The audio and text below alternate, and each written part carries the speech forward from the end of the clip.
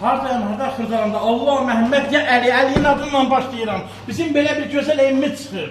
Çox qəşəng, kub, canlı, yolun qırağında Araz marketinin üstü. Bəh, gəl içəri. Bura sanuzildir. Allah alanı da xeyir versin, satana da. Gəl dalınca. Bura bir otaq, evi gördüyümüz bir əşyalı qalacaq. Bəh. Bir de konteyner çıkacak. Bir də konteyner çıxacaq. Kalan bütün eşya. Bütün əşya qalacaq. Hatta danışsız konteynerin pulunu versə, konteyner də qala bilər. Balkon. Balkon, görürsün balkon da qəşəngdir. Mərtəbə, ikinci mərtəbə, Araz marketinin üstü. Gəl kuya daxılır, bırak bu kınadır, görürsünüz. Nə gözəldir. İkinci balkon. Bu da ikinci balkon, görürsünüz. Ev çox gözəl bir yerdir.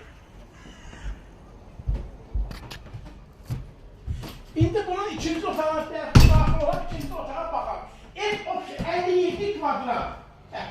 Görürsən 57. Gör nə qəşəng kvadratdır. Kupsa 55 kvadrat, bağışlayın, yalan danışım. Baxın.